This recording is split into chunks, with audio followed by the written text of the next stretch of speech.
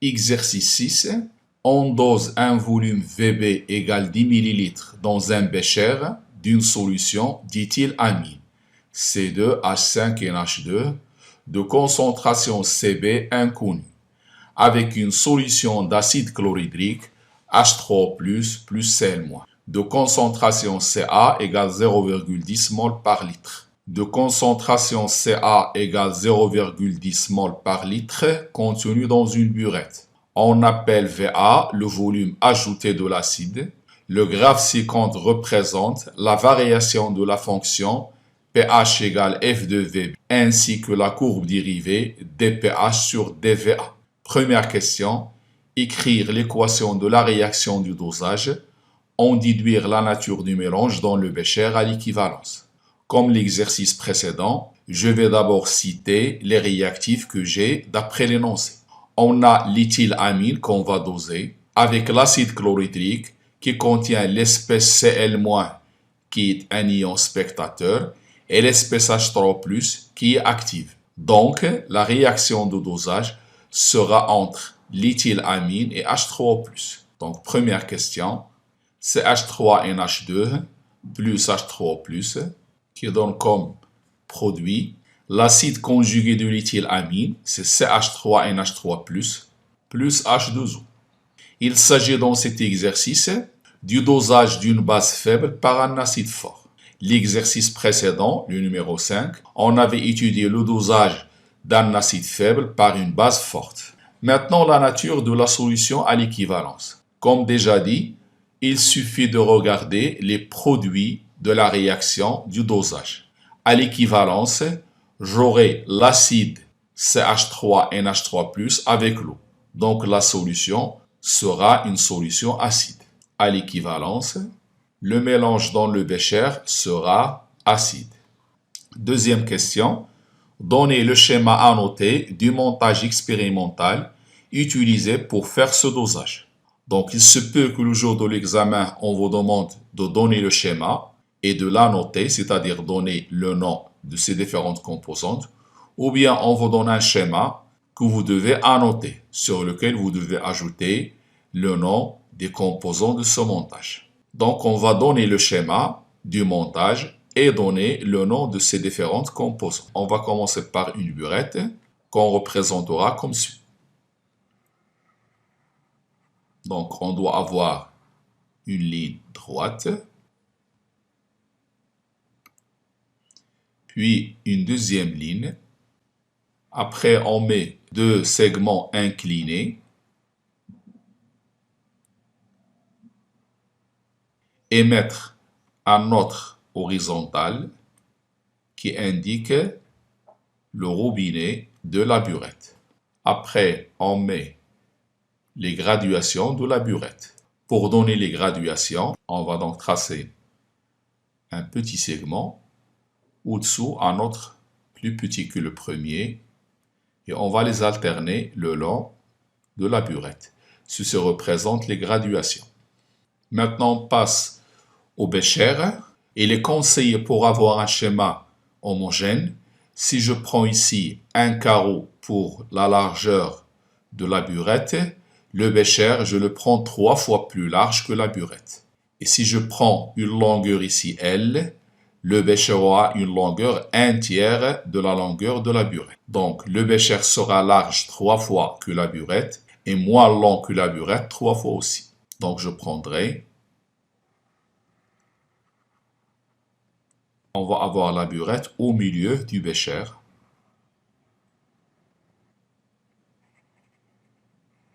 Ce bécher va contenir la solution titrée. Maintenant, on pose ce bécher sur un agitateur magnétique que je vais représenter de cette façon-là.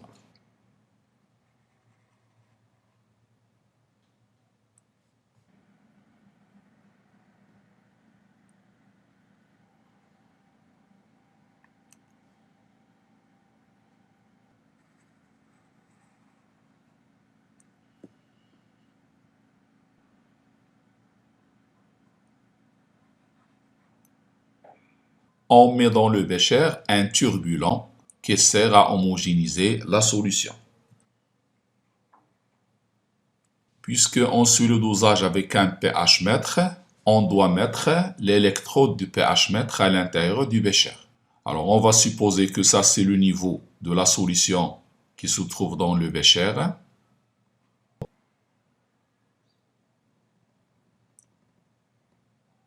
On va représenter l'électrode du pH mètre comme suit, un petit rectangle.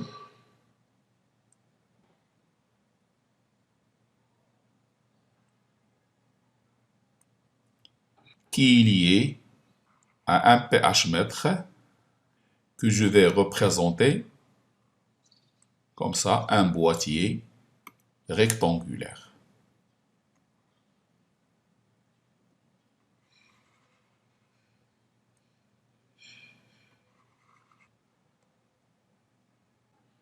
Donc maintenant, on va annoter le schéma.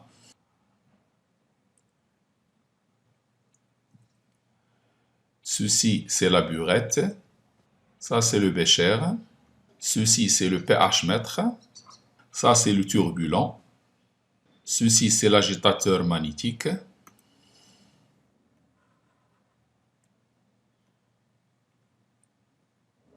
Maintenant, à l'intérieur de la burette, on a l'acide chlorhydrique. Dans le bécher, on a l'éthylamine. Voilà. Donc ça, c'est le schéma à noter du montage expérimental pour faire le dosage.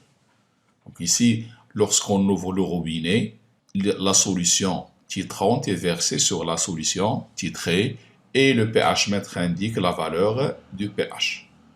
Troisième question. Dresser le tableau d'avancement de la réaction de dosage et établir la relation d'équivalence. C'est-à-dire, on doit dresser le tableau d'avancement de cette réaction et démontrer la relation qui existe entre les réactifs à l'équivalence. Après avoir dressé le tableau d'avancement de la réaction de dosage, à l'état initial, on a la quantité de matière de l'éthylamine CbVb, celle de l'acide ajouté, c'est CaVa. À l'état d'équivalence, c'est CbVb moins X à l'équivalence.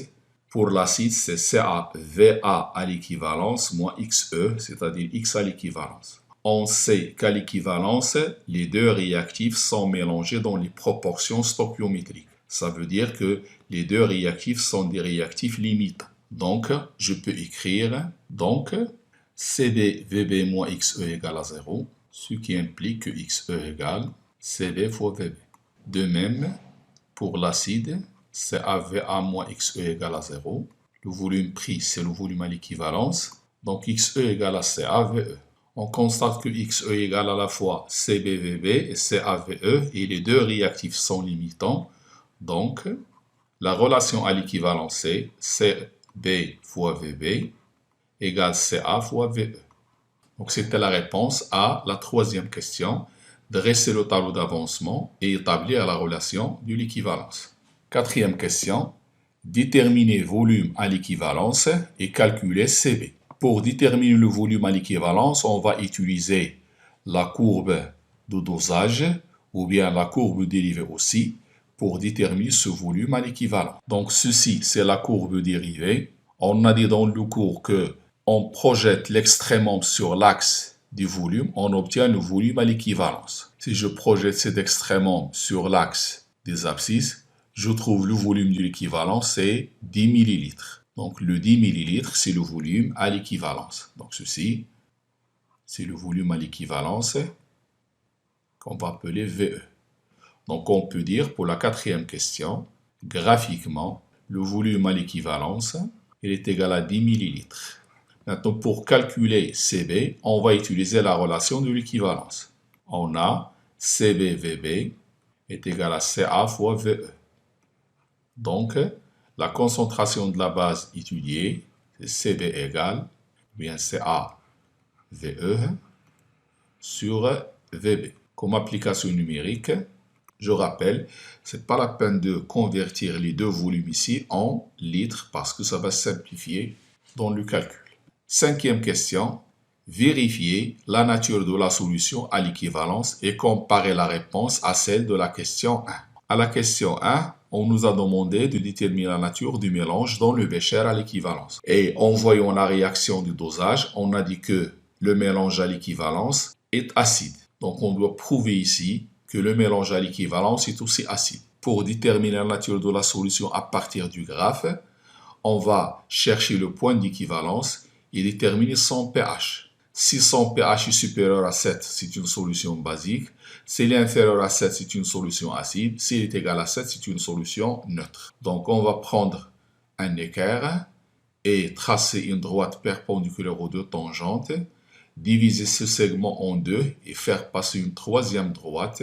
Son intersection avec la courbe correspond au point d'équivalence. C'est comme l'exercice précédent. On va d'abord tracer un segment qui relie les deux tangentes. La longueur de ce segment, c'est 1,6.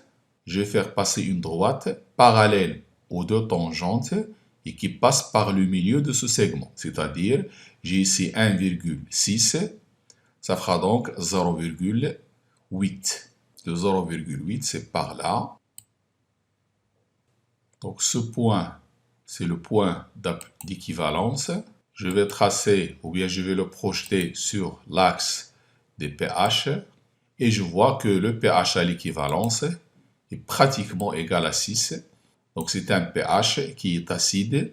Ça rejoint la réponse de la première question. Donc cinquièmement, en utilisant la méthode des tangentes, on a trouvé que le pH du point d'équivalence est pratiquement égal à 6, donc il est inférieur à 7, d'où la solution à l'équivalence est acide. Sixième question, calculer le taux d'avancement de la réaction de dosage lorsque le volume ajouté de l'acide est de 5 ml. Conclure. Dans l'exercice précédent, il y avait une question identique. Et pour répondre à cette question, on doit d'abord dresser le tableau d'avancement de la réaction, calculer X final et la comparer à X maximal. Et on doit faire ce travail lorsque le volume ajouté est de 5 ml. Première chose à faire, c'est relever la valeur du pH pour 5 ml. Pour 5 ml, je projette sur la courbe. Après, je projette sur l'axe des pH. Et la valeur en ce point, c'est ça. En utilisant l'échelle, ça donne 10,7. Donc, je sais maintenant que lorsque le volume ajouté est de 5 ml, le pH était ou bien est de 10,7. Je peux écrire, sixièmement, pour VA égale 5 ml, on a le pH égal à 10,7. Donc, à partir de cette valeur du pH, je peux déterminer la concentration des ions H3O+. Ça nous donne 2,00 10 puissance moins 11 mol par litre.